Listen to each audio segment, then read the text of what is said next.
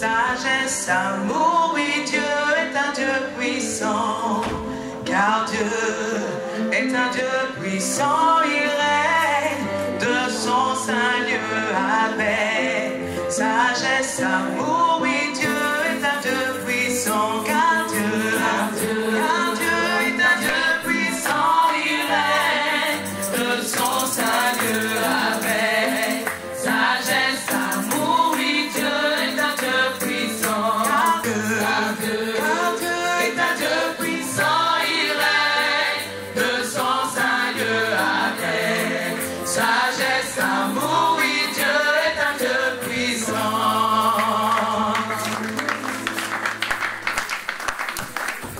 Alléluia. Alléluia. Bonjour tout le monde, shalom dans la maison du Seigneur. Amen. Le Seigneur va nous faire beaucoup de bien dans sa présence, parce que la Bible déclare que lorsque nous sommes là, avant même d'avoir élevé la voix, il est présent, parce qu'il veille sur sa parole pour l'accomplir. Amen. Et je vous invite à louer le Seigneur, à prier librement dans la présence du Seigneur. Alléluia. La Bible déclare, venez à moi, vous tous qui êtes fatigués, chargés, et je vous donnerai du repos. Nous allons déposer nos fardeaux, nous allons déposer nos projets entre les mains du Seigneur afin de voir la main de l'Éternel. Alléluia. Nous allons recommander cet temps entre les mains du Seigneur, qu'il soit l'alpha, qu'il soit l'oméga.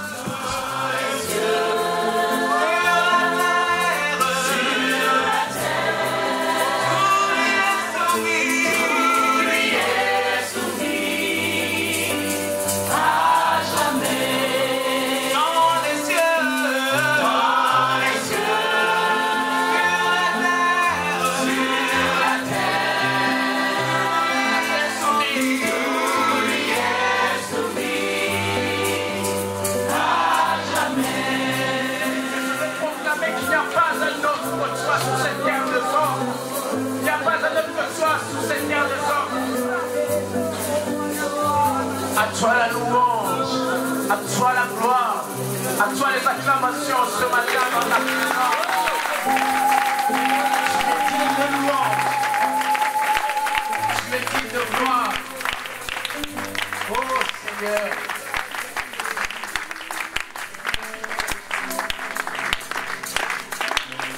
Alléluia. La joie que tu mets dans mon cœur ce matin. Alléluia. Pour cet immense bonheur, alléluia, tu as mis dans mon cœur, alléluia, je veux te chanter Seigneur, alléluia.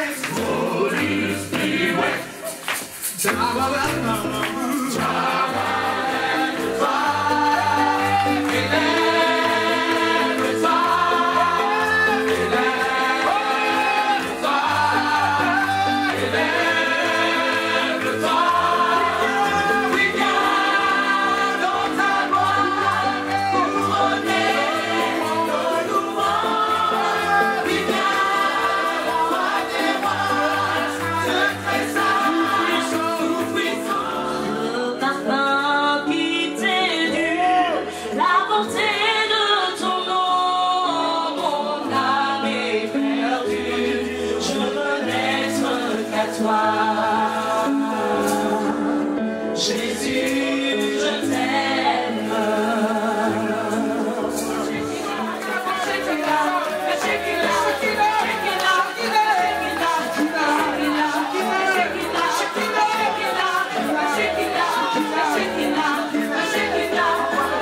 Envoie le feu, envoie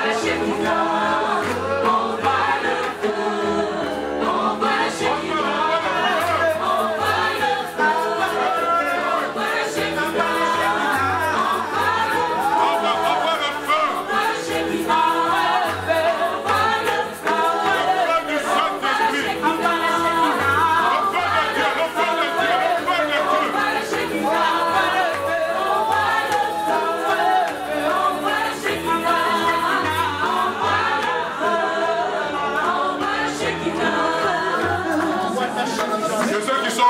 se mettre debout, s'il vous plaît. Nous voulons honorer la présence de Yahweh. Nous voulons honorer la présence de Yahweh. Nous voulons honorer la présence de Yahweh. Nous voulons honorer la présence de Yahweh. En faveur des acclamations, en faveur des cris de joie.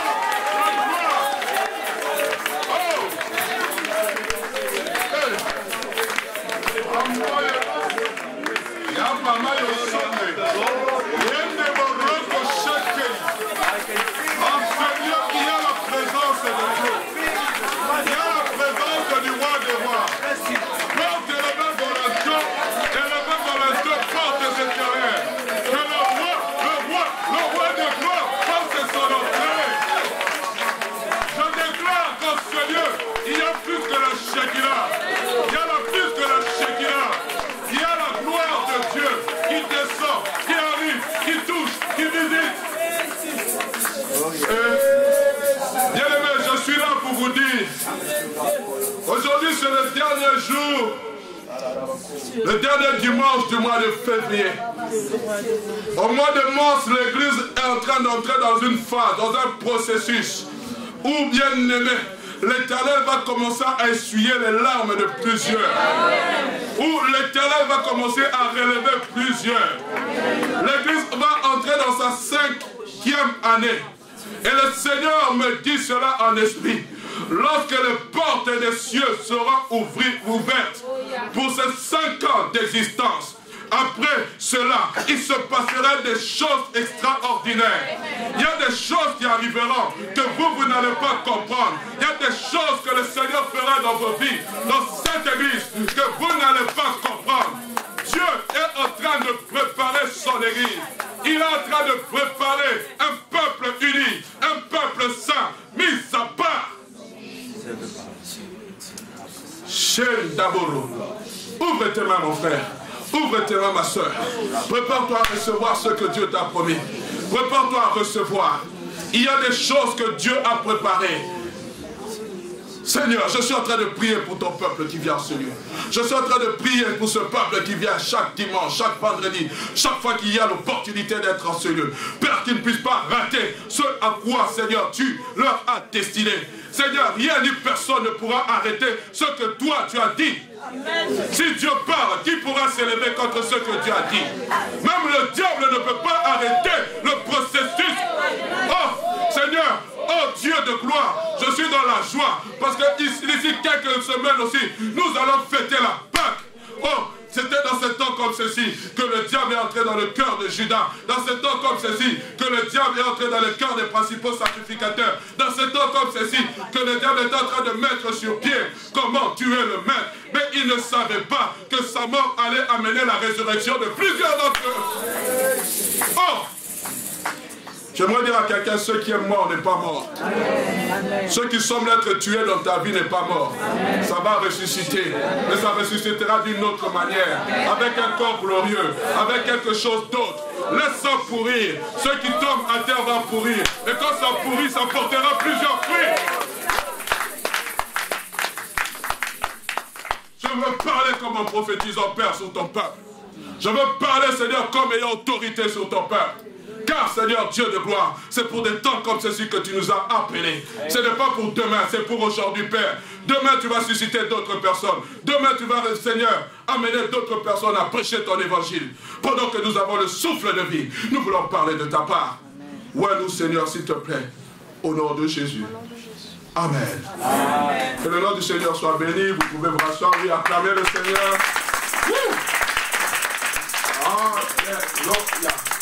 Le Seigneur m'a montré cette image pendant qu'on était en train de prier en ce lieu. J'aimerais dire merci à la chorale et merci au frère Bobo. Parce qu'aujourd'hui, on n'était pas dans les parvis, mais on était dans les saints lieux. Les saints des saints. J'aime cela. La particularité que j'aime dans cette église, c'est que nous laissons la place libre au Saint-Esprit. Et je prie que cela puisse continuer.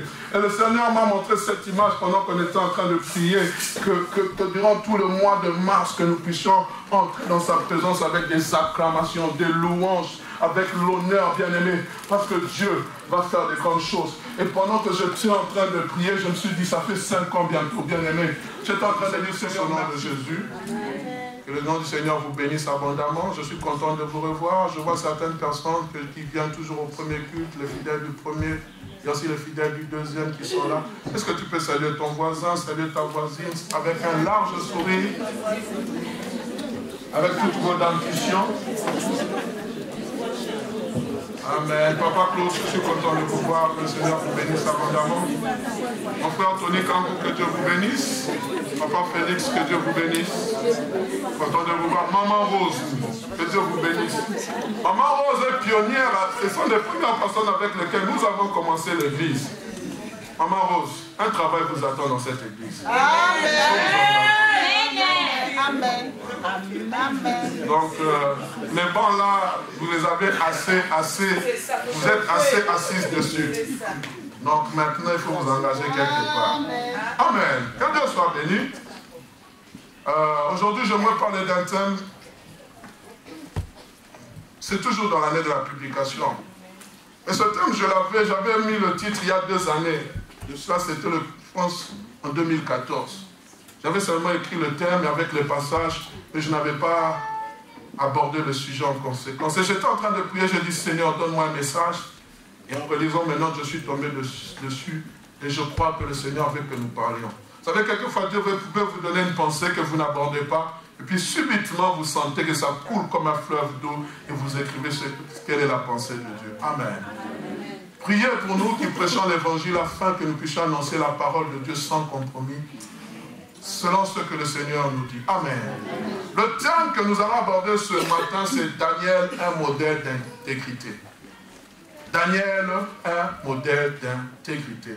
Je prie que ça ne soit pas seulement une prédication, mais que ce soit un enseignement, un vécu dans nos vies. Vous savez, aujourd'hui, bien aimé, parler d'intégrité, c'est une chose dangereuse. Parce que quand tu vas parler d'intégrité, on va dire, est-ce que toi tu es meilleur que les autres? Amen.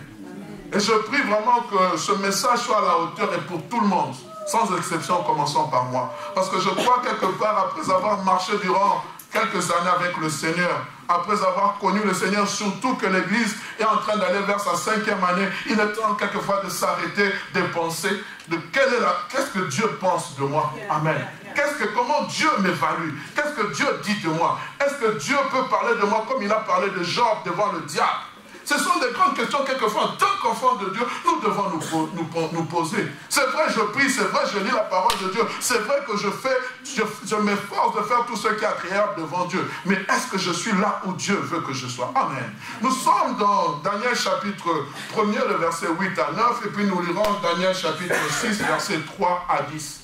La Bible dit ceci, Daniel résolut de ne pas se souiller par les mets du roi et par le vin dont le roi buvait. Et il pria le chef des eunuques de ne pas l'obliger à se souiller. Verset 9. Dieu fit trouver à Daniel faveur et grâce devant les chefs des eunuques. Nous sommes dans Daniel chapitre 6, le verset 3 à 10. Daniel surpassait les chefs et les satrapes parce qu'il y avait en lui un esprit supérieur. Seigneur, donne-nous cet esprit supérieur. Et le roi pensait à l'établir sur tout le royaume. Alors les chefs et les satrapes cherchèrent une occasion d'accuser Daniel en ce qui concerne les affaires du royaume. Mais ils ne purent trouver aucune occasion, ni aucune chose à reprendre, parce qu'il était fidèle et qu'on n'apercevait chez lui ni faute, ni rien de mauvais. Oh. Et ces hommes dirent, nous ne trouvons aucune occasion contre ce Daniel. Écoutez, même pas contre Daniel, mais contre ce Daniel, pour exprimer le mépris qu'ils avaient vis-à-vis de cet homme. À moins que nous n'en trouvions dans la loi de son Dieu. Puisse ses chefs et ses satrapes se rendirent tumultueusement auprès du roi et lui parlèrent. Roi Darius vit éternellement, un roi qui peut vivre éternellement. Je n'en connais pas. Tous les chefs du royaume, les intendants, les satrapes, les conseillers et les gouverneurs sont d'avis, sauf Daniel. Qu'il soit publié un édit royal avec une défense sévère, portant que quiconque, dans l'espace de 30 jours, adressera des prières à quelque dieu ou quelque homme, excepté à toi, ô roi, sera jeté au lion. Maintenant, ô roi, confirme la défense et écrit le décret, afin qu'il soit irrévocable, selon la loi des Mèdes et des Perses, qui est humiliable. Donc, irrévocable et humiliable. Là-dessus, le roi Darius écrivit le décret et la défense. Lorsque Daniel sut que le décret était écrit, il se retira dans sa maison, où les fenêtres de la chambre supérieure étaient ouvertes, dans la direction de Jérusalem. Et 3 fois le jour, il se mettait à genoux, il priait, il louait son Dieu comme il le faisait auparavant. Amen. Amen. Daniel, un modèle d'intégrité. 2 mots que nous avons tâché de définir avant d'aller dans le vif de notre sujet. Les 2 mots, intégrité, modèle et intégrité, nous serviront d'ossature à notre intervention de ce jour. En consultant le dictionnaire, le mot, j'ai regardé le mot modèle, ça m'a donné 4 définitions que j'aimerais d'abord vous partager et vous dire laquelle j'ai pu retenir qui allait de pair avec notre intervention en ce jour. La première des choses, on m'a dit un modèle, c'est ce que nous prenons comme référence. Un modèle, deuxième définition, un modèle, c'est une personne ou un objet possédant certaines qualités ou caractéristiques propres. Troisième définition, un modèle, c'est ce qui est donné pour être reproduit. Et la 4e définition, c'est celle qui est la plus importante. Un modèle, c'est une personne citée ou choisie à titre d'exemple pour qu'on s'inspire de sa conduite. Je répète, personne citée ou choisie à titre d'exemple pour qu'on s'inspire de sa conduite. Et c'est particulièrement cette 4e définition qui fera l'objet de notre intervention. Et le deuxième mot clé, c'est intégrité. Intégrité, on parle d'une intégrité, de l'intégrité quand on parle de la qualité de quelqu'un dans son comportement. De la qualité de quelqu'un, d'une personne qui intègre. Une personne intègre, c'est une personne honnête. Une personne que l'on ne peut pas corrompre. Une personne qui n'est pas influencée par des choses qui sont contraires à ses convictions. Amen. Une personne qui reste ferme et d'appoint sur ce qu'elle croit être bon. Amen. Amen. C'est ça une personne intègre. Amen. Et à partir de ces 2 mots, nous allons essayer de voir comment Daniel a pu être une personne intègre. Mais avant d'aller plus loin, j'aimerais d'abord situer les faits dans lesquels l'histoire de Daniel se trouve. L'histoire de Daniel nous est racontée, où elle s'est déroulée 6 siècles avant Jésus-Christ. Et le nom de Daniel signifie l'Éternel est mon juge. C'est pour ça, parents, quand vous donnez le nom à vos enfants, vous devez savoir pourquoi vous avez donné ce nom. Il ne faut pas seulement donner le nom pour le plaisir. Ah, je vois qu'actuellement, ce nom-là, ça va bien. Non, je sais pourquoi je donne le nom à mon enfant. C'est vrai, peut-être nos pères, dans leur ignorance, donnaient des noms comme cela. Mais ils ne savaient pas aussi que le nom était attaché aussi à la destinée de l'enfant. Faisons attention, bien-aimés. Quand tu donnes un nom à ton fils ou à ta fille, il faut savoir, je te donne ce nom et je prie que ce nom puisse t'accompagner tous les jours de ta vie. Amen. Alléluia. Teira, je louerai le Seigneur en élevant mes mains. Et je sais que circonstances positives ou négatives, ma fille le fera toujours. Et on a ajouté Victoria, parce que ça sera toujours dans la victoire. Parce que celui qui est en elle est plus fort que celui qui est dans le monde. Bien qu'on n'a pas encore accepté Jésus-Christ, mais je crois que ton content, tu le feras. Amen. Je peux continuer. Et Daniel était un jeune homme juif, prophète, bien éduqué, qui avait été choisi pour faire partie de la cour royale de Nabuchodonosor. Mais ce n'était pas en Israël, c'était à Babylone. Donc nous comprenons qu'il avait été déporté. Et lorsque vous lisez l'historique, il est dit, le commentateur dit, pour faire partie de cette cour, Nabuchodonosor avait demandé qu'on puisse choisir certains jeunes hommes, beaux de figure, pour qu'ils puissent servir à sa cour. Mais c'était des personnes qu'on ne prenait pas en cours de route, c'était des personnes bien éduquées, c'est-à-dire issues d'une famille de noblesse. Et Daniel était issu d'une famille noble. On l'avait pris, on l'a amené là à Babylone. Et on dit, les commentateurs disent qu'à l'époque, comme si vous deviez servir à la cour du roi, vous deviez être castré. C'est-à-dire que vous ne deviez pas mettre au monde. Pour servir uniquement aux besoins du roi. Mais avant d'être présenté devant le roi il fallait qu'il y ait d'abord une formation. Amen. Une formation qui avait duré quelques années. Et le roi avait intimé, donné l'ordre. Voilà tous ces eunuques qui vont servir à ma table. Voilà les nœuds que vous allez leur donner, qui sont dans l'obligation de manger. À peine Daniel entre dans la cour, il va prendre une ferme résolution. Quand dit la Bible, nous venons de la lire, la Bible dit que Daniel prit la ferme résolution de ne pas se souiller avec les mets du roi, c'est-à-dire de ne pas se salir avec la nourriture et les vins que le roi avait ordonné que l'on puisse leur servir. Pourquoi? Mais Daniel, le roi a parlé, et toi tu es en train de contredire le roi. Même le chef des eunuques avait peur. Il a dit, mets-nous à l'épreuve et tu verras si nos visages changent. Si ça ne change pas, alors nous continuons. La Bible dit que leur visage n'avait pas changé. Elle avait encore de plus belles figures. Alors je comprends, frère, que ce n'est pas la nourriture qui rend notre cœur joyeux. Ce n'est pas les mets délicats que nous mangeons. Non, frère, c'est le Saint-Esprit en nous, frères, sœurs. Amen. Amen. Je peux ne pas les avoir mangés, avoir faim, mais quand j'ai la présence de Dieu en moi, Dieu me fait rayonner de joie.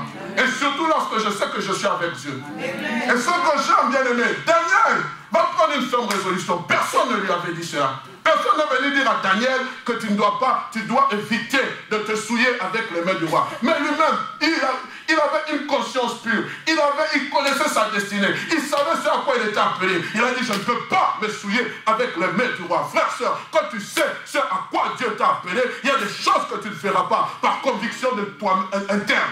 On ne viendra pas te dire, tu dis ça, si je fais ces choses, ma destinée sera souillée. Je ne peux pas me souiller avec ces choses. Pourquoi? Parce que moi, je suis une race autre que les autres. Je suis un peuple mis à part. Est-ce qu'on comprend ces choses, bien-aimés? Je prie que le Saint-Esprit me donne la force de parler.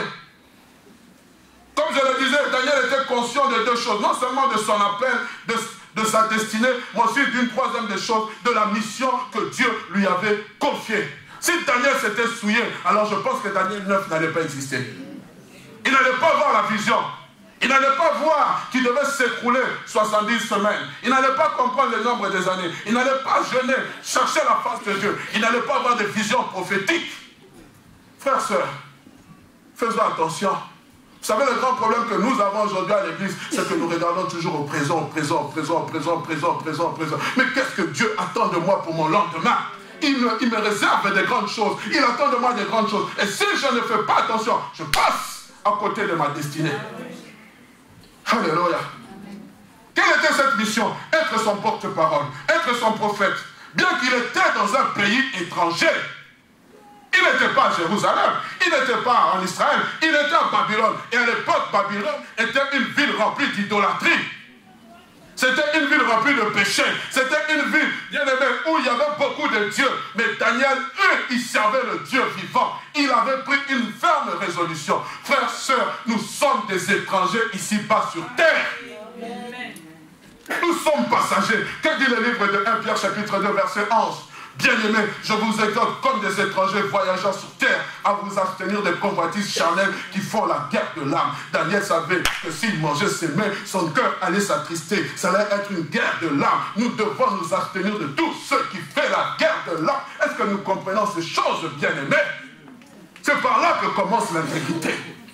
Abstenez-vous. Pourquoi? Parce que je suis voyageur. Pourquoi? Parce que je suis étranger. Un étranger, frère, ne se préoccupe pas de ce qui se passe. Nous sommes passagers. Je passe mon chemin. Je passe mon chemin. Quand je sais que je passe mon chemin, tout ce qui fait la guerre de l'âme, je laisserai cela à côté. Pourquoi? Mon objectif, c'est le ciel. Mon objectif, c'est ma patrie céleste. Je suis ici seulement en visite. Oh, je ne dis pas que pendant que je suis en visite, que je ne dois rien faire. Non, je dois travailler pendant que le temps qui me reste au pain. Moi, je suis venu nu, je retournerai nu. Ça, je suis contre ces gens qui, l'oncle a laissé à ses enfants la maison. Toi aussi, tu vas te réunir dans un conseil familial pour voir comment on peut avoir la part de la maison. Ce n'est pas à toi. Mais tu es chrétien. Pourquoi? Parce que tu as besoin aussi d'avoir 10 000 euros en poche. Tu es étranger. Même si je rate 10 000 euros, Dieu me pourvoira mes besoins. Amen. Oh non, on a une réunion de famille, viens comme ça, on va discuter sur le patrimoine qu'a laissé ton oncle. Oh, non. Il a laissé un testament, oui. À qui il a destiné ça? À ses enfants. Je viens encore discuter. Est-ce qu'on comprend ces choses, frères et sœurs? Si tu sais que tu es étranger, tu ne vas pas te battre pour ces choses. Amen. Si Dieu me donne, gloire à Dieu. Si Dieu ne me donne pas, gloire à Dieu. Je continue mon chemin. Amen. J'aime ça, frère. C'est ça la vie chrétienne. C'est ça à quoi nous sommes appelés. Et c'est ça que nous devons prêcher. Aujourd'hui, on nous prêche seulement sur le bien matériel. On nous prêche sur le bien matériel. On nous prêche sur le bien matériel. Mes frères, mais nous sommes voyageurs. Qui est déjà parti avec sa maison? J'ai vu ce qui se passe aux États-Unis. Une fois, j'ai vu un millionnaire qui a été enterré avec sa voiture. Mais sa voiture ira où? Ce sont des rêves absurdes. Ni tu es venu, ni tu rentreras. Même si on t'enterre avec comment on appelle ça? Non, avec, on a jamais oublié le nom. Un cercueil qui coûte des millions. Vanité de vanité, ça ne va rien changer. On va écrire, les tabloïds vont écrire, le cercueil était brodé de diamants, tout ça. Mes frères, ça reste sur terre, ça ne partira pas. Ce qui partira, c'est ton âme qui va rencontrer le Seigneur. Quand tu sais que tu es passager, tu ne vas pas convoiter certaines choses. Amen. Mais quand tu sais que tu es éternel sur cette terre, tu vas convoiter. Amen. Je peux continuer. Amen. Et dans ce passage, Pierre est en train de recommander aux chrétiens de ne pas s'attacher au bien de cette terre. Car nous sommes passagers. Notre destination finale, c'est le ciel. Et si tu le sais alors, ta chair doit s'abstenir de certaines choses. Oui, ma chair désire des choses, mais je veux m'abstenir. Et cette prise de position, qu'a eu le prophète Daniel, ne lui a pas valu qu'on puisse l'acclamer. Non, ça n'a pas valu qu'on puisse l'acclamer. Mais ce que j'aime, c'est que lorsque Daniel a pris cette position, Dieu a fait trouver grâce à ses yeux. La position, il y a des choses, frère, que Dieu ne te dira pas de faire, mais toi-même tu le feras par conviction. Et alors Dieu maintenant viendra confirmer. La Bible dit que Dieu, il trouva grâce à qui? Aux yeux de qui? Aux yeux du peuple, aux yeux du roi. Pourquoi? Parce que Dieu était avec lui. Dieu était avec lui, Dieu lui a accompagné. Que la lumière soit. Amen. Amen. Il va trouver grâce et faveur. Pourquoi? Dieu va lui accorder intelligence et sagesse. Daniel, il était jeune homme, mais son intelligence et sa sagesse va surpasser celle de tous les autres satrapes et eunuques. Oh, je prie que Dieu suscite des hommes et des femmes de cette trempe dans cette église, frères, sœurs, où nous pouvons avoir sagesse et intelligence mêlée, que nous soyons au-dessus de la mêlée, frère. Nous ne sommes pas appelés à être dans la mêlée, nous sommes appelés à sortir de la mêlée, frère. Nous sommes appelés à être au-dessus, que les gens puissent nous suivre. Oh, on va te dire, c'est Daniel, c'est Daniel. Mais oui, c'est Daniel, oui, il a l'esprit de Dieu. C'est Daniel, il a quelque chose de Dieu. C'est Daniel, il sait qui l'a appelé. C'est Daniel, il sait pourquoi il s'est abstenu de ces choses. Frère, sœur, amen. Mais voilà, quand Dieu l'approuve, l'ennemi le désapprouve. Quand Dieu l'approuve, l'ennemi les désapprouve. Frère, sœur, toute intégrité a un prix à payer. Ce prix à payer, c'est l'honnêteté et la vérité. Aujourd'hui, je suis estomaqué de ces chrétiens qui ont la facilité de mentir et de tromper son prochain, pourvu qu'il sorte d'une situation complexe. Ah, ça, papa. Le Seigneur va comprendre. Pourvu que cette situation, je puisse en sortir.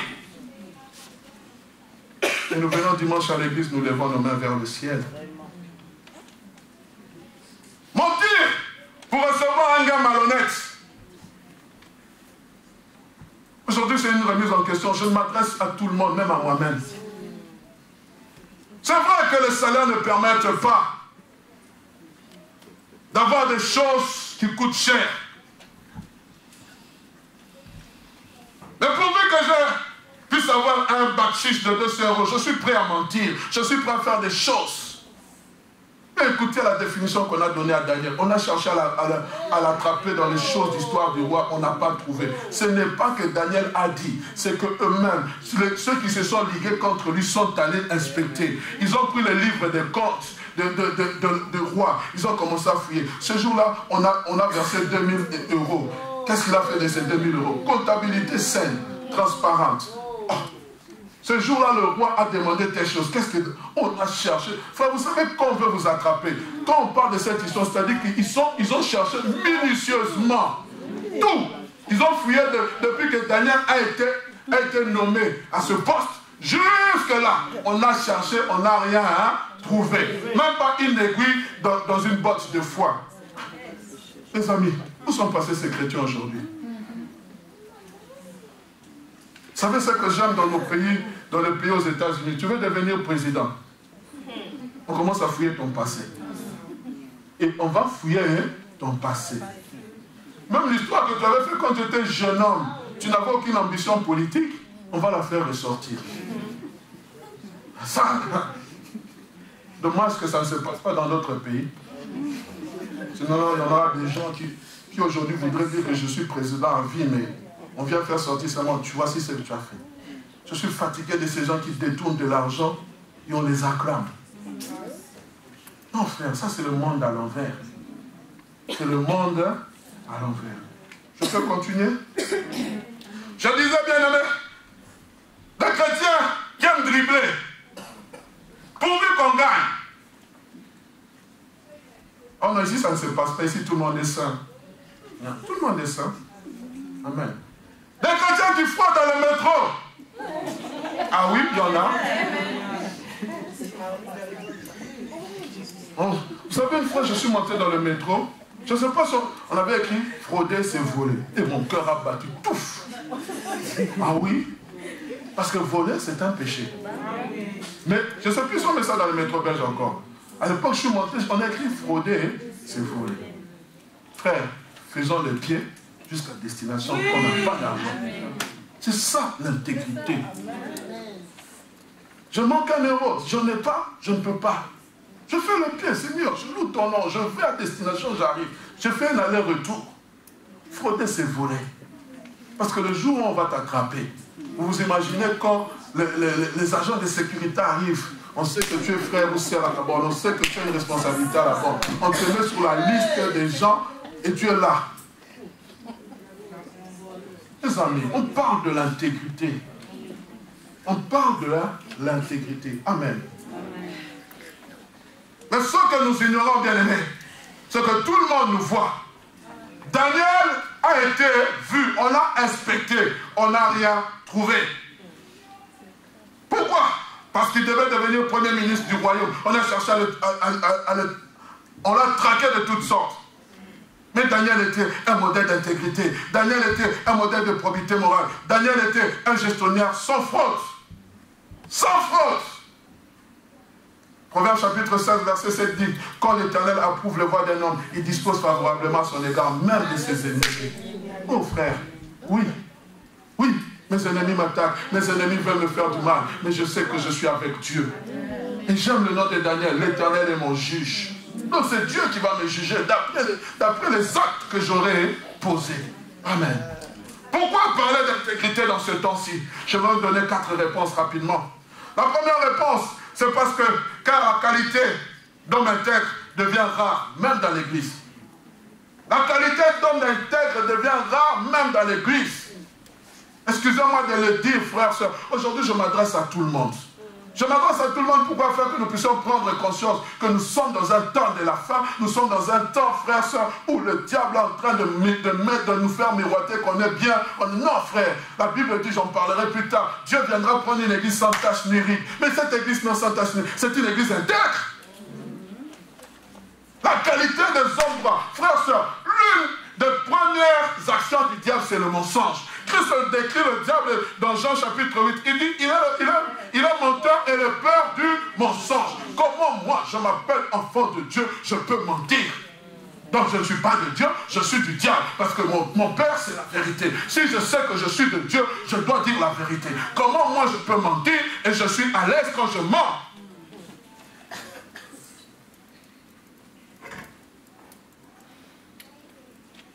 Je dis que la qualité des hommes intègres devient rare à l'église. Ça, c'est la première des choses. Proverbe chapitre 20, verset 6. Beaucoup de gens proclament leur bonté, mais un homme fidèle, qui le trouvera? Oh, je suis bon, tu es bon, mais un homme fidèle, un homme intègre, qui le trouvera? Quand je lis ce passage, ça me rappelle toujours le mariage de mon frère Adam. Un homme intègre, qui le trouvera? Qui le trouvera? On proclame, on est bon, mais un homme intègre, fidèle, qui tient ferme dans ses convictions. Je suis en train de parler de l'intégrité. J'en parlerai plus tard, frère, pour vous montrer en fait que même dans le monde, il y a des hommes qui sont intègres. Mais si je suis en train de parler de l'intégrité en Jésus, je vais vous montrer qu'il y a une autre dimension que Dieu attend de nous. Parce que dans ce monde, il y a des hommes intègres qui marchent avec justice dans ce monde, mais ce n'est pas l'intégrité, cette intégrité que Dieu attend. Deuxième des choses, comme je l'ai dit, car Jésus reviendra chercher une église sans de personnes intègres, sans tache ni ride. Il viendra chercher une église de personnes intègres. Bien aimé, je suis en train de vous dire, le Seigneur ne viendra pas pour n'importe qui. Quand Christ est revenu, on a parlé de la parabole des 10 vierges. Il y avait quoi? Des vierges sages et des vierges folles.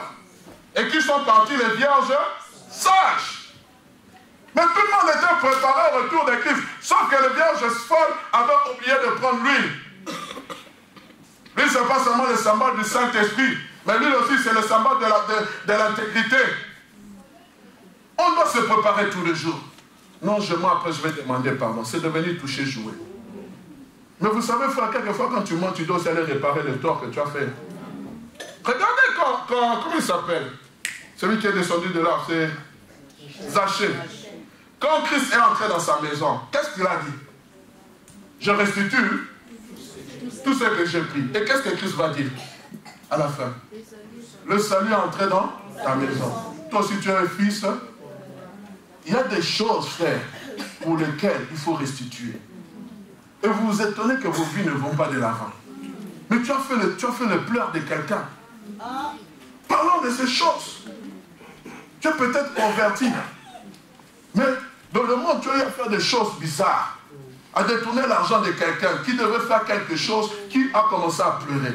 C'est bien, tu t'es converti, mais Dieu te demande aussi de réparer ce tort. Il faut qu'on parle de ces choses, frère. Un jour, je parlerai sur la restitution. Il y a des gens qui ont pleuré. Tu t'enrichis illicitement, mais il y a des familles qui ont pleuré. Il y a des gens qui ont pleuré.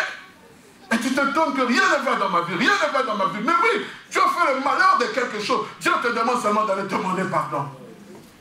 C'est pas facile, frère. Faisons attention à ce que nous sommes en train de faire, surtout quand on devient chrétien. Nous sommes enfants de Dieu. Nous sommes appelés à marcher à part, frère. N'entrez pas dans des magouilles de ce pays où on te dit certaines choses. N'entrez pas, ne veux pas mentir pour avoir les papiers. Arrêtez ces choses, je vous en supplie. Oui, c'est vrai que c'est difficile. J'en parlerai. Daniel était dans une condition pire que la tienne. Est-ce que j'étais dans la guerre du lion? Non! Les amis, être chrétien, c'est un prêt à payer. Ce n'est pas venir à l'église louer le Seigneur. Non, c'est marcher dans l'intégrité. Oui, pasteur, c'est pas facile. Oui, pasteur, c'est pas facile. Moi, je peux te comprendre, mais est-ce que Dieu te comprend? Dieu viendra te présenter des hommes et des femmes. Il va dire, viens, va dans le pays islamique. Regarde cet homme qui a été brûlé parce qu'il était musulman, il s'est converti. On l'a dit de régner Jésus, il a refusé. On l'a brûlé vif. Regardez les histoires qui se passent actuellement dans les pays islamiques radicaux. Il y a des gens qui sont brûlés parce qu'ils ont rencontré Jésus. Il y a des gens qui sont fouettés parce qu'ils ont confessé Jésus. Il y a des gens qui sont fouettés, dont on est en train de tuer la famille parce qu'ils croient que Jésus est Seigneur. Mais nous, si nous avons la liberté de prier, nous avons la liberté de nous réunir, mais nous ne marchons pas selon ce que la parole de Dieu attend de nous. Où sont passés les hommes intègres? Amen. Troisième point.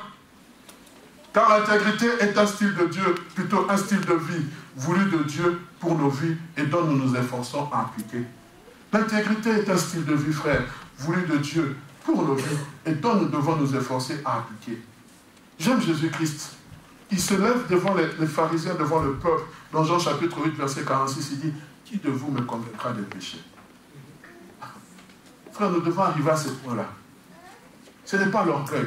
Si c'était Jésus-Christ qui disait ça là à ma place, on aurait dit qu'il est orgueilleux, il est prétentieux. Mais il a dit, qui de vous me convaincra de péché? C'est à ce niveau-là que Dieu veut que nous puissions arriver, Église de Dieu. Quand on se tient comme ça, on regarde. Non, non, non. Il a dit la vérité. Et là, je m'adresse à tout le monde. Faisons attention avec notre style de vie. Il y a des choses en tant qu'enfant de Dieu. On ne doit pas nous trouver dans des conversations terre à terre. On ne doit pas nous trouver dans des magouilles bizarres. On ne doit pas nous trouver dans des choses qui ne donnent pas gloire à Dieu. Tout ce que nous faisons, c'est pour donner gloire à Dieu. Même notre façon de nous habiller, c'est pour donner gloire à Dieu. Notre façon de parler, c'est pour donner gloire à Dieu. Notre façon d'entendre les choses, c'est pour donner gloire à Dieu. Notre façon de dire les choses, c'est pour donner gloire à Dieu. Pourquoi? Parce que dès que j'ai accepté Jésus comme Seigneur et Sauveur dans ma vie tout entière doit donner gloire à Dieu. Ma façon de voir doit donner gloire à Dieu. Ma façon de marcher, je ne sais pas, frère, tous les moindres détails doivent donner gloire à Dieu. Et lorsqu'on te voit, on dit tu es une créature de Dieu. Frère, pourquoi la semence de Dieu est entrée dans ma vie? Frère, je vous pose la question. Un citronnier doit produire quoi? Si un citronnier produit des mangues, qu'est-ce qu'on va dire? Alors, nous avons la semence de Dieu. Qu'est-ce que nous devons donner? Amen. Nous devons donner qui? Jésus. Mais quand nous commençons à donner les choses qui sont contraires à Jésus, il y a un problème. Amen. On est ensemble? Quatrième chose. Car je crois que Dieu veut susciter et établir une qualité de personnes différentes dans ce monde en crise. Dieu veut susciter une qualité de personnes dans ce monde en crise. Regardez, dans Job chapitre 1 verset 8, l'Éternel dit à Satan, as-tu remarqué mon serviteur Job? Il n'y en a personne comme lui sur terre. Écoutez, c'est là où nous allons arriver. C'est un homme intègre et droit. Ça c'est bien. Mais la continuité, et c'est là où Dieu veut que nous puissions continuer. Craignons Dieu et se détournons du mal. D'un côté, nous avons l'intégrité selon le monde, intègre et droit. Mais maintenant, l'intégrité selon Dieu, ça continue. Craignons Dieu, se détournons du mal.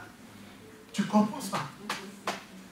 Parce que dans le monde, frère, tu trouveras des hommes intègres qui ne connaissent pas Dieu, qui n'ont jamais rencontré Dieu, mais qui ont des principes déjà bien établis. Quand je travaille, je me contente de mon salaire. Quand je prends le métro, je paye mon ticket. Quand j'ai une facture, je la paye avant l'échéance. Quand l'État m'envoie les impôts à payer, bien! Donc, une personne moralement intègre. Tout est intègre. Donc quand on la voit, on dit c'est là, même si tu l'amènes la magouille, ça ne va pas tenir. Parce que c'est une... Chez nous, on les appelle les gens des principes. Ah. Voilà, logique. Ah lui, c'est une personne logique. On a même utilisé un mot logicien. Je ne sais même pas si ça existe. Lui, c'est un logicien. Bon, je traduis ça en français, vous comprenez. Alors maintenant, cette personne n'a pas Dieu, mais elle est logique, carrée. Comme on dit, on utilise ce terme carré. Donc elle ne sort pas de ses principes, de ses valeurs qu'elle-même s'est donnée. Mais il lui manque quelque chose, Dieu. Mais maintenant, nous avons Dieu. Mais nous devons être mieux que cette personne. Parce que la première des choses, nous entrons dans la logique que la loi du monde a voulu. Que toute personne qui outrepasse la loi sera punie. Toute personne qui détourne l'argent sera punie. Ça, c'est la logique du monde. En tant qu'enfant de Dieu, je respecte. La preuve, lorsqu'on est venu vers Jésus-Christ pour le demander, est-ce que nous devons payer les impôts? Qu'est-ce qu'il va dire? Donner à César ce qui est à César et à Dieu ce qui est à Dieu. Il va d'abord dire de qui est cette effigie de César. Pour dire, vous devez payer les impôts. Et là, je m'adresse même à nous chrétiens. Nous devons payer les impôts. Je pensais qu'on allait dire Amen. Pourquoi tu travailles? Quand c'est le pécule de vacances, tu réclames tes pécules de vacances. Mais quand ce sont les impôts qui arrivent, tu te fâches. Arrière de moi, Satan. Non! Paye les impôts. Avec ces impôts, on fait des choses qui font avancer l'État. C'est ça que dans notre pays, il n'en a pas. Les impôts vont dans la poche du percepteur. Le percepteur roule avec des grosses voitures et l'État est en train de se dégrader. Moi, je ne peux pas comprendre. Tu viens avec une 4x4, peu importe neuf, ton bureau. Vous savez, allez dans mon pays. Quelquefois, vous êtes sidérés. Vous regardez sa maison, vous regardez la voiture, vous regardez comment il est habillé. Vous arrivez dans le bureau, vous dites, c'est ça ton bureau? Oui. Oh! Ça ne représente même pas ça. Frère, mais quelquefois même par orgueil, même si je sais je détourne l'argent, je veux quand même arranger mon bureau. C'est pas possible. Pourquoi je parle de ces choses, frère? C'est parce que la corruption est en train de gangréner. Et ce qui est pire, c'est que même quand vous arrivez, les chrétiens sont dans ces choses. Et on commence à les trouver normales. On commence à les trouver normales. Nous entrons petit à petit. Et on se dit chrétien, on se dit dimanche on a l'église. Alléluia, amen. Alléluia, amen, frère. Mais il faut qu'il y ait un changement. Je prie qu'il y ait des Daniel qui naissent, frère, sœur. Notre part, c'est de prêcher l'évangile. Moi, je ne serai jamais un politicien. Moi, je ne deviendrai jamais un directeur d'une entreprise. Moi, je ne deviendrai jamais peut-être, je ne travaillerai jamais à une banque parce que Dieu m'a donné comme banque, c'est ici. Et moi, je vous enseigne afin de mettre en pratique ce que je suis en train de vous enseigner. L'intégrité. Je parle à toute catégorie de personnes. Étudiants, lorsque tu n'étudies pas, ne triche pas. Amen. Et chez nous, une devise qui disait quoi? Étudier pourquoi? Et puis quoi? Étudier pour réussir et tricher? Parle, qui peut me dire ça facilement? Étudier pour comprendre, tricher pour réussir. Et puis il y avoir une troisième devise. Étudier, corrompre pourquoi? Un truc de ce genre, pour passer. Amen. Mais j'abats cette doctrine ici à l'église. Étudier pour réussir. Votre avenir en dépend. Quand tu vas tricher, toi médecin, futur médecin, tu ne sais pas comment on donne une piqûre, tu vas amener des morts. Amen. Et je le disais, bien-aimé, il y a dans ce monde des gens, des personnes intègres, mais n'ayant pas Jésus, des personnes justes qui ne font rien de mal, entre guillemets, mais dans le cœur n'est pas attaché à Dieu. Des personnes qui vivent dans une moralité exemplaire. L'intégrité à laquelle j'aspire n'est pas cela. C'est pas seulement ce mélange. Écoutez ce que Jésus-Christ dit de Nathanaël. Lorsqu'il a vu, dans 1 Jean chapitre 1 verset 47, Jésus voyant venir à lui, Nathanaël lui dit, voici vraiment un Israélite dans lequel il n'y a point de fraude. Oh, quel témoignage, Seigneur, je prie que tu puisses dire ça de moi, dans lequel il n'y a point de fraude. Nathanaël va lui dire, mais d'où sais-tu toutes ces choses? Oui, il n'y avait pas de fraude, c'est vrai, dans ton cœur, il n'y avait pas de fraude, c'est vrai, tu mets en pratique la loi de Dieu, mais il te manque une chose, mon frère, il te manque Jésus. Quand Jésus est là, frère, même si tu es intègre, tu ne fais pas ce que le monde veut, comme le monde veut, il te faut Jésus-Christ. Alléluia. Bien-aimés, frères, sœurs, ce que Dieu dit de toi ou de moi, est-ce cela a de l'importance dans nos yeux? Qu'est-ce que Dieu dit de toi et de moi? Qu'est-ce qu'il dit? Quand il te voit, qu'est-ce qu'il dit? Que pense-t-il de moi lorsqu'il nous regarde? Quel témoignage Dieu rend-il de moi? Nous avons dit c'était l'année de la publication. Je vais publier les merveilles de Dieu. Mais Dieu a publié les merveilles de Job. As-tu remarqué, mon fils Job? Mais j'aimerais vous dire, dans le monde, il y a deux personnes qui publient. Dieu peut publier, mais le diable aussi publie. Mais la publication du diable, ce sont des accusations envers toi. Et j'aimerais dire aujourd'hui, je crois, je ne suis pas là pour juger. Le diable publie plus que Dieu publie pour nous. Je ne suis pas là pour juger. La Bible dit que devant Dieu, nous rendrons compte même des paroles qui sont sorties de notre bouche. Et le diable va nous rappeler, il va nous rappeler des choses que nous avons dites. Alléluia. Revenons à notre frère Daniel. La Bible dit que les satrapes ne purent trouver aucune chose pour l'accuser en ce qui concerne les affaires du royaume. Pourquoi? Ils savaient qu'il était juif. Et qu'est-ce qui va se passer? Dire, si nous ne savons pas le trouver dans ces choses, alors retournons dans sa loi. Si on ne sait pas le trouver dans ces choses-là qui font partie de notre lot, parce que quand on faisait le coq, Daniel s'est retiré, bien qu'il ne nous accusait pas au roi, alors rentrons dans sa loi. Mais je pense qu'avant même qu'il ne puisse parler au roi, ils ont d'abord commencé à checker sa loi. Ils ont remarqué que Daniel était un homme qui aimait la présence de Dieu. Ils ont remarqué que Daniel était un homme qui, 3 fois par jour, priait. Lisez la parole de Dieu. Ils ont dit, bon, faisons maintenant une contre-loi. J'aime ce qu'on a écrit, immuable et irrévocable. Un jour, je parlerai sur une loi immuable et irrévocable. Faisons une contre-loi. Ils vont vers le roi Darius. Il dit, voici Darius ce que nous te proposons. Tout le monde s'est mis d'accord. Il devait dire, excepté Daniel. Ils vont dire, tout le monde est comme un accord. a décidé que pendant 30 jours, que personne ne puisse invoquer son Dieu, excepté toi seul, véritable, le Dieu de l'époque. Mais la Bible dit ceci. Dès que Daniel le sut, il n'a pas changé son mode de vie. La Bible dit quoi? Il rentra dans sa chambre. Seigneur. Dès que Daniel sut que le décret était écrit, il se retira dans sa chambre où les fenêtres de la chambre étaient fermées. Étaient ouvertes dans la direction de Jérusalem. Et 3 fois le jour, il se mettait à genoux, il priait et louait Dieu comme il le faisait auparavant. Rien n'a changé. Depuis que je suis arrivé dans ce pays, beaucoup de choses ont changé. Ici, on a dit que l'homme doit survivre en travaillant. Ton style de vie de prière a changé. Ton style de méditation, de parole de Dieu a changé. Ton style de consécration a changé. Et ça a amené même les changements de style d'habillement. Toi, avant qui n'aimais pas porter certaines choses, tu commences à porter. Toi, avant qui n'aimais pas dire certaines choses, tu commences à dire. Pourquoi? Parce que j'ai changé d'environnement.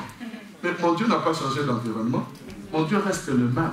Daniel était où, frère, sœur? Il était à Babylone, il était esclave, il était dans un pays étranger, mais son style de vie n'avait pas changé. Pourquoi nous devons changer notre style de vie? Au nom de quoi je dois changer mon style de vie? Au nom de quoi je dois changer mon identité? Au nom de quoi? Au nom de l'intégration, au nom de la modernité, au nom de certaines choses. Au nom de quoi je dois changer mon style de vie? La Bible dit, il continuait à prier. Il y avait un décret qui allait l'amener à la mort. Il a dit, même si la mort est là, je resterai intègre à mon Dieu. C'est ça, à ce niveau où nous arrivons. L'intégrité dont je suis en train de vous parler maintenant a dépassé l'intégrité morale et intellectuelle que les hommes parlent. Ici, nous entrons dans l'intégrité de la crainte de Dieu. Est-ce que nous sommes prêts, frère? Comment quelqu'un qui est dans un pays musulman accepte de se faire tuer parce qu'il croit en Jésus? Je ne suis pas en train de crier sur vous. Je suis en train de nous conscientiser à la véritable vie chrétienne. Église, demain nous allons totaliser 5 ans. Mais où est-ce que nous vous avons conduit? Est-ce que tout ce que nous prêchons, c'est que nous mettons selon l'application? Il y a au moins combien de prédications qui sont enregistrées depuis plusieurs années? Mais quand nous écoutons ces choses, qu'est-ce qui change dans nos vies? J'étais en train de prier, Seigneur, quand je me tiens dehors de cette chair, est-ce que les gens changent? Les gens peuvent venir dire, pasteur, tu as bien prêché, c'était un bon message. Mais ce n'est pas ce qui importe pour moi. Ce qui importe pour moi, c'est de voir des vies changer, des vies qui pleurent sur le péché, des vies qui disent, Seigneur, j'ai écouté ta parole, donne-moi de la mettre en application, donne-moi la force de ne plus voler, donne-moi la force de ne plus mentir, donne-moi la force de ne plus tricher, donne-moi la force de ne plus tromper ma femme, donne-moi la force, Père, de me contenter de ce que je gagne à la fin du mois. Donne-moi cette force. C'est là, frère, sœur, où nous voulons amener l'église. Ça ne servira à rien d'avoir 1000 personnes qui viennent au culte et que 2 personnes soient sauvées. Nous avons raté le travail. Amen. Nous avons raté le travail, frère. Et devant Dieu, je vais me tenir. Frère, ce n'est pas la multitude qui est conne, c'est la qualité de vie. Dieu cherche la qualité de vie. Il cherche des hommes intègres. Il cherche des hommes droits. Il cherche des hommes loyaux qui croient en sa parole, qui se tiennent, qui disent, je ne quitterai pas cette parole. Si la parole a des limites, je marcherai dans les limites que me donne la parole de Dieu. Ça ne servira à rien, frère, de venir dire, nous avons une église de 10 000 personnes et lors de l'enlèvement, il n'y a que 3 personnes qui partent. On a arrêté le travail.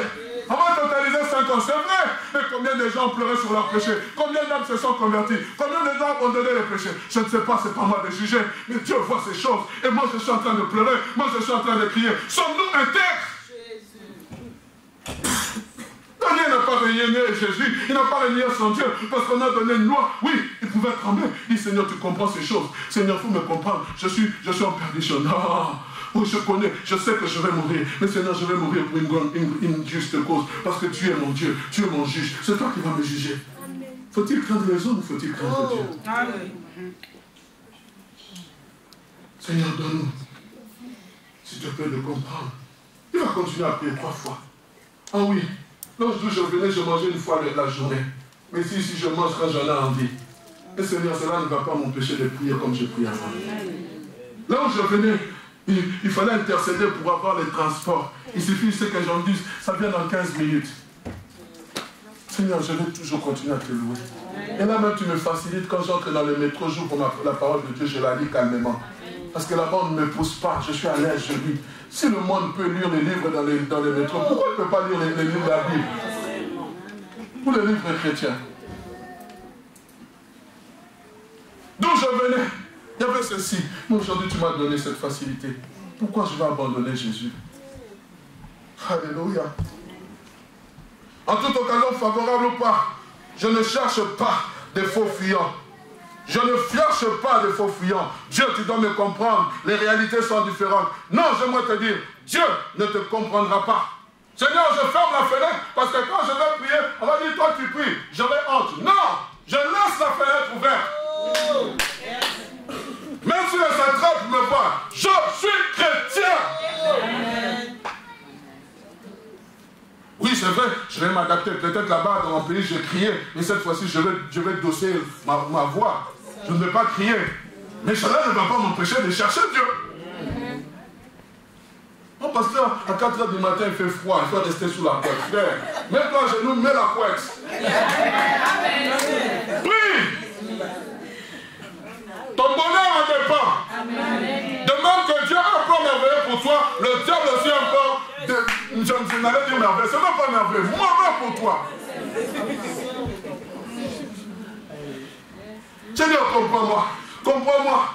Je dois avoir le papier. Il faut que je tombe enceinte parce que l'avocat dit non. Ici, vous venez avec ce projet. Je vous dire c'est nul et sans effet. Et si tu es avocat, tu donnes ces choses. Fais attention. J'allais dire malheur à toi. Oui, malheur à toi. Parce que tu es en train de violer la loi de Dieu. Malheur à toi. Oh oui, je mets peut-être certaines personnes mal à l'aise, mais je dois parler de la part de Dieu. Sinon, si je ne le fais pas, je ne suis pas son serviteur. Amen. Seigneur, comprends-moi. J'étais marié au Congo, mais pour avoir le papier ici, il faut que je dise que je ne suis pas marié. Arrête! Intègre jusqu'à la fin. Si je dois rentrer dans mon pays, je rentrerai. Mais je n'aurai pas de renier ma foi. Est-ce que tu sais ce que tu sèmes dans le cœur de cette personne que tu as laissée? Amen. Oui, bien-aimé. Nous aurons toujours des excuses à donner alors à Dieu.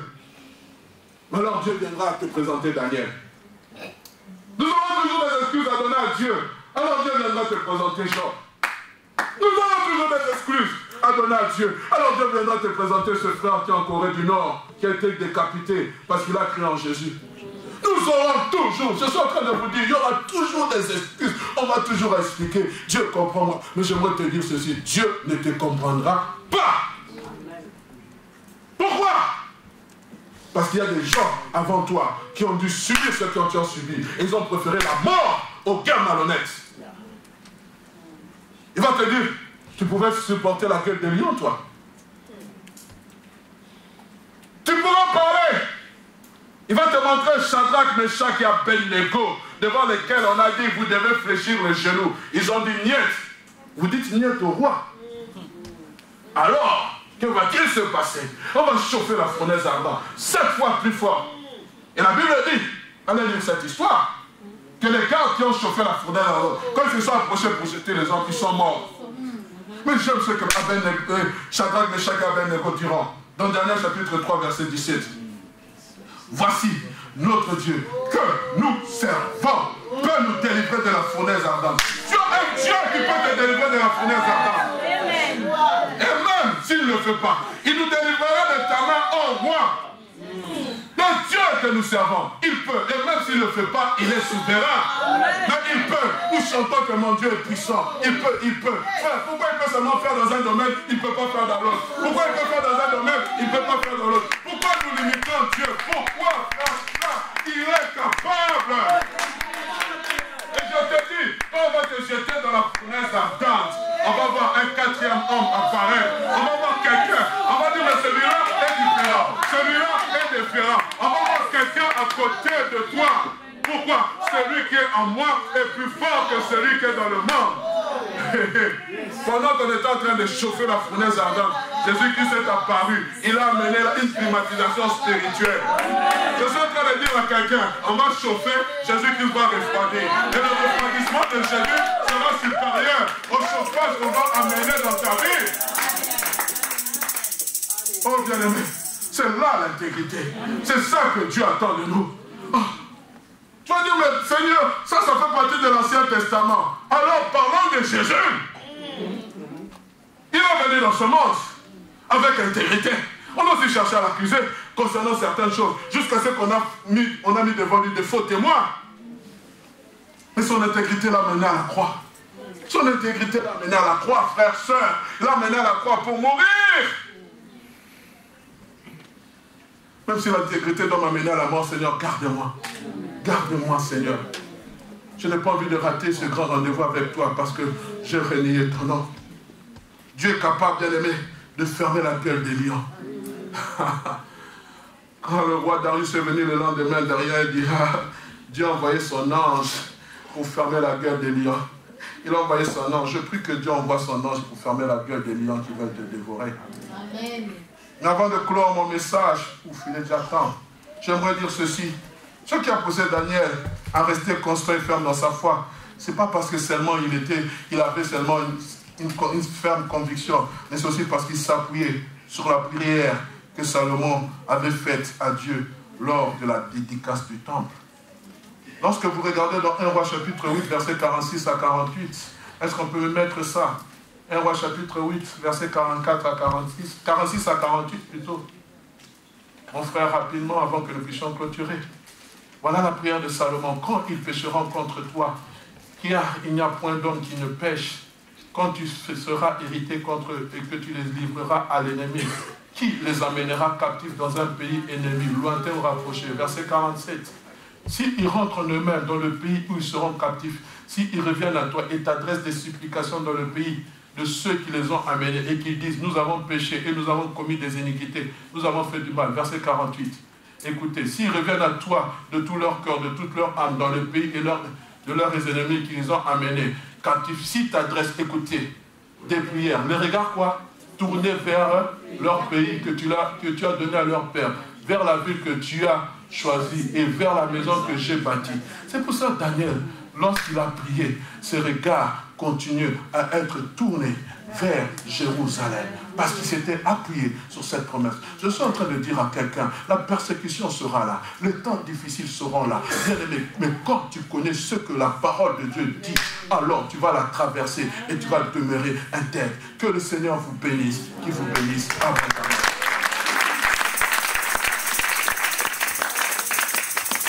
Bien aimé, alors que nous sommes à l'aube de notre 5e anniversaire et à l'aube aussi de la Pâque, je vous demanderai que tous ensemble nous puissions nous mettre debout. J'aimerais vous dire, je ne suis pas meilleur que vous. Mais nous voulons faire tous ensemble une prière où nous demandons à Dieu de nous donner la force de demeurer intègre, attaché à lui. Même si tu as failli quelque part, dis Seigneur, s'il te plaît, donne-moi cette force. Oh. Il y avait un cantique à l'époque qu'on chantait chrétien jusqu'à la mort. Je serai chrétien jusqu'à la mort. Combattant jusqu'à la mort. Je serai combattant jusqu'à la mort. Oui, je serai chrétien jusqu'à la mort. Est-ce qu'on peut chanter? Il y a quelquefois ces vieux cantiques qui reviennent, mais qui sont importants. Alléluia. Je serai. Merci mon frère Anthony. Chrétien. Chrétien jusqu'à la mort. Alléluia. Chrétien jusqu'à la mort. Est-ce qu'on parle quand même? Chrétien jusqu'à la mort. Je serai chrétien jusqu'à la mort. Combattant jusqu'à la mort. Combattant jusqu'à la mort. Combattant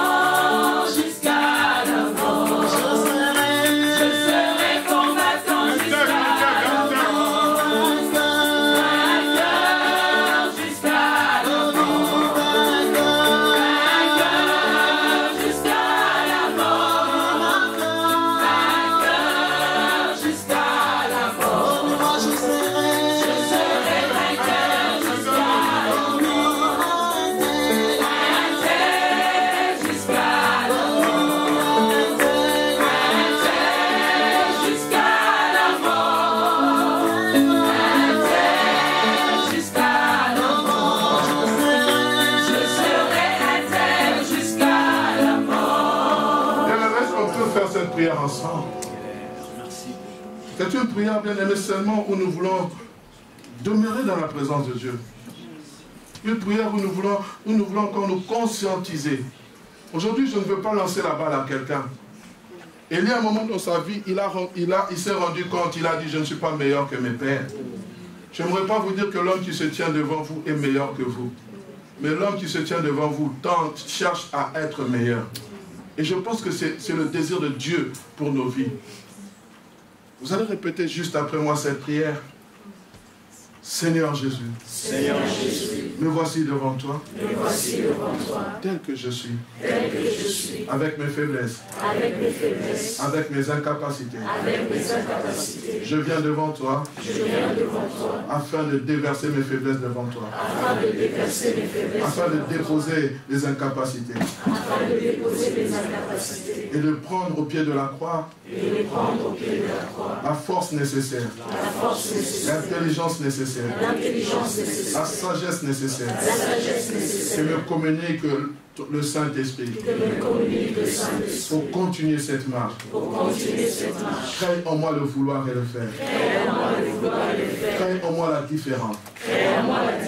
Booste ma vie pour aller de l'avant. Donne-moi de marcher dans l'intégrité. Je veux être différent. Marcher différemment. Comme Daniel l'a fait. Comme Jésus-Christ l'a fait. Tu as dit dans ta parole que vous aurez des tribulations dans ce monde. Prenez courage, car je vaincu le monde. Seigneur, donne-moi ce courage de marcher, de continuer ma marche chrétienne avec intégrité, dans la crainte de ton nom, en me détournant du mal. En ton nom, j'ai ainsi prié. Je veux prier pour le peuple. Seigneur, merci pour ce peuple. Aujourd'hui, il est venu, pas pour un homme, mais pour toi. Notre désir, c'est qu'il puisse tendre à la perfection. J'aimerais que le jour, Seigneur, où tu enlèveras l'Église entière, que nous puissions nous retrouver tous dans le sein d'Abraham, en train de nous réjouir avec toi. Que je voie mon frère et ma soeur. Je ne le connais peut-être pas de nom, je ne le connais peut-être que de visage. Et Seigneur, ma joie sera de la retrouver auprès de toi. Et là, nous comprendrons que le travail que nous avons fait en ce lieu, que la sueur qui s'est dégagée de notre front n'a pas été vaine. Je prie pour cette Église. Je prie pour les personnes qui la côtoient. Je prie pour nous qui venons en ce lieu. Apprends-nous encore à te connaître. Nous ne te connaissons pas suffisamment. Nous croyons te connaître, mais nous ne te connaissons pas suffisamment. Job a dit, malgré que tu l'avais présenté comme étant un homme intègre, se détournant du mal, il a dit, mes oreilles avaient entendu parler de toi. Maintenant, mes yeux t'ont vu. C'est-à-dire qu'il a augmenté dans la connaissance de Dieu. Et je crois qu'il est temps, Père, alors que nous voulons atteindre 5 années, que nous puissions grandir dans la connaissance de notre Dieu. Seigneur, ce n'est pas seulement dire, je prie à la borne. Non, mais c'est dire, je sers le Dieu vivant. Le Dieu qui m'apprend c'est quoi l'intégrité. Sois loué, sois béni. Nous sanctifions les dîmes et les offrandes que nous voulons apporter, Seigneur. Et Seigneur, nous voulons donner avec joie, avec intégrité de cœur, au nom de Jésus. Amen. Amen. Que le Seigneur vous bénisse, qu'il vous bénisse abondamment.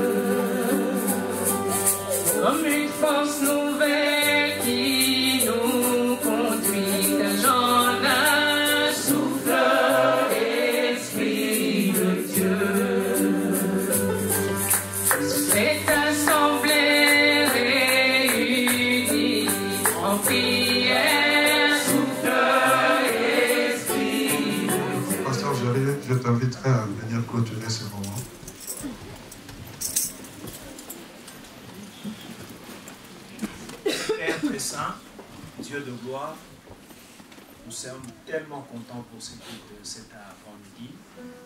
Un culte qui était béni. là où ta présence était à l'œuvre, là où tu nous as visités. Merci, Papa. Nous te demandons simplement une seule chose. Nous voulons, par rapport à cette parole qui a été prêchée ce matin, nous ne voulons pas être ces cœurs là où les piétons ont foulé, ou là où les oiseaux ont dévoré la sémence, mais nous voulons être à ces cœurs là où cette parole va pénétrer et nous allons les vivre. Éternel, n'est-ce pas que tu as dit, vos efforts sont inutiles, ça nous amène à la ruine. Mais nous te demandons simplement une seule chose. Mets ton esprit en nous, qui nous aide à marcher dans l'intégrité. Pas cette intégrité que le monde demande, mais cette intégrité qui est saisonnée par la crainte de Dieu. Cette intégrité qui est saisonnée par fuir les mal. Là où on n'aura pas besoin d'ouvrir notre bouche pour que les gens nous attestent, mais le fait de nous voir, les gens diront réellement, ces gens, ce sont des gens qui ont été avec Jésus. Père, aiguise nos vies, que nous soyons de parfum, partout là où on passerait, que les gens aient envie de s'approcher et de suivre Jésus. Bénis ma soeur, qu'il soit intègre dans son couple. Bénis mon frère, qu'il soit intègre dans son couple. Bénis cet enfant, qu'il soit intègre dans sa famille. Oh Père très saint, ô Dieu de gloire, je te prie dans le nom de Jésus par le Saint-Esprit, que tu nous aides à être intègres même dans notre travail, à être intègres même dans ces pays, là où beaucoup de choses nous amènent à ne pas l'être. Mais nous te demandons une seule chose, Père. Rayonne en nous que nous vivions cette intégrité. Comme Daniel, comme Abednego, Shadrach et Meshach, Père. Je déclare dans le nom puissant de Jésus-Christ, mon frère, sois béni. Amen. Que le ciel ne te résiste plus. Amen. Que Dieu te fasse trouver faveur, même auprès de tes ennemis. Amen. Dans le nom de Jésus-Christ, je prie avec action de grâce et que le Saint dise Amen. Amen. Amen. Oh, mais Dieu est un Dieu puissant, car Dieu est un Dieu puissant, il règne de son Saint-Dieu avec sagesse, amour, oui, Dieu est un Dieu puissant, car Dieu est un Dieu puissant, il règne de son Saint-Dieu avec sagesse, amour, oui, Dieu est un Dieu puissant.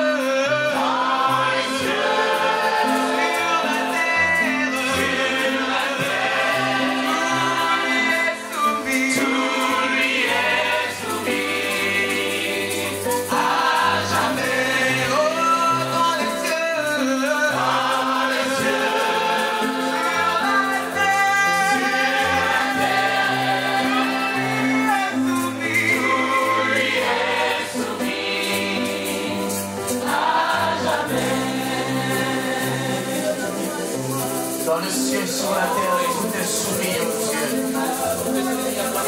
Tout est soumis au Dieu. Même la force de la pesanteur est soumise au Dieu. Parce que lorsque tu es monté au ciel, la pesanteur ne pouvait pas te retenir sur la terre, au Dieu. Lorsque tu es sorti libre du tombeau, au Seigneur, même la mort n'a pas pu te retenir. Oh, où est ton aiguillon? Oh, où est ta force? Tu es sorti du tombeau, libre et vainqueur. Tu es sorti du tombeau, libre et vainqueur. Tu es sorti du tombeau, libre et vainqueur. Non, rien ne pouvait te retenir. Rien ne pouvait te retenir. Alléluia. Alléluia. La joie que tu mets dans mon cœur ce matin. Alléluia. Pour cet immense bonheur, Alléluia, tu as mis dans mon cœur, Alléluia, je veux te chanter Seigneur, Alléluia, Jésus tu es mon sauveur, Alléluia, pour cet immense bonheur.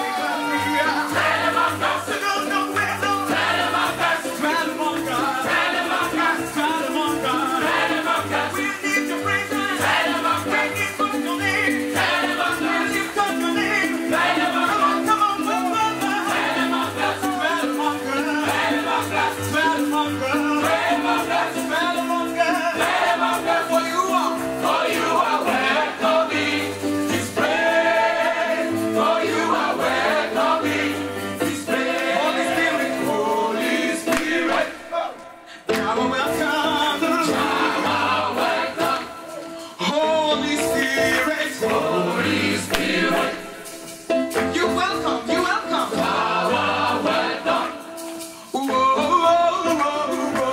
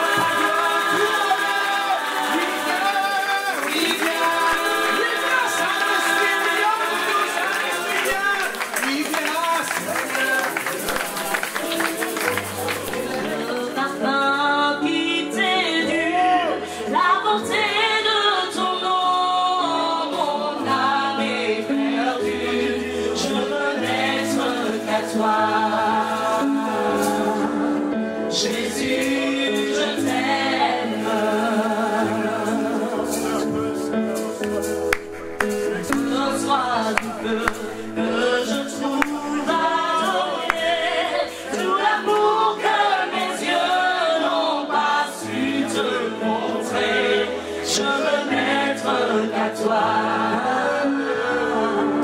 Jésus, je t'aime. Reçois de moi le parfum qui t'est dû, la bonté de ton nom, mon âme est perdue.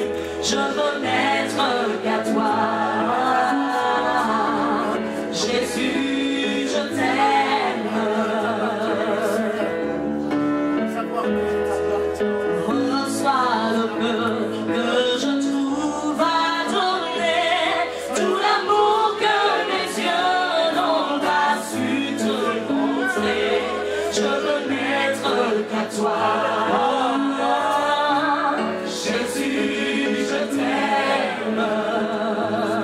Oh, oh, oh. Rien n'est plus beau que ton nom. Rien n'est plus saint que le sang du pardon. Je veux n'être qu'à toi. Jésus, mon roi. Oh, oh, oh. Rien n'est plus beau que ton nom.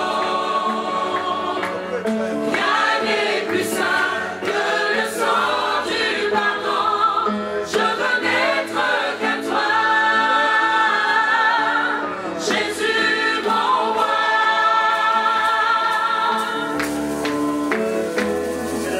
Je ne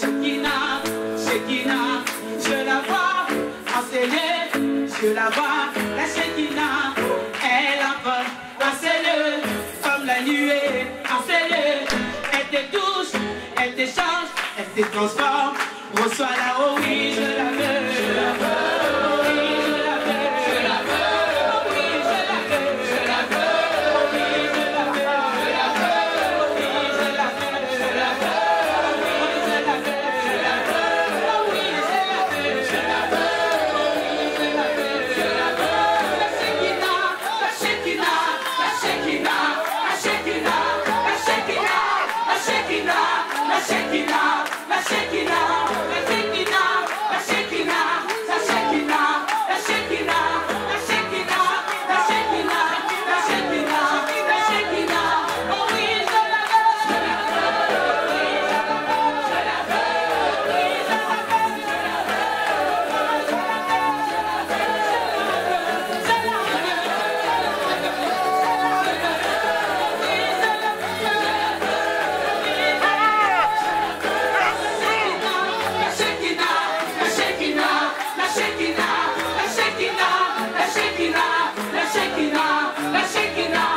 la Shekinah, la Shekinah, la Shekinah, la Shekinah, la Shekinah, la Shekinah, oh oui, je la veux, je la veux, oui, je la veux, je la veux, oui, je la veux, je la veux, je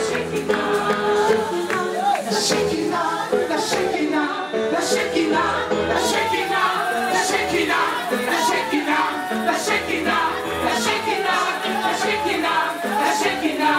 Shekinah,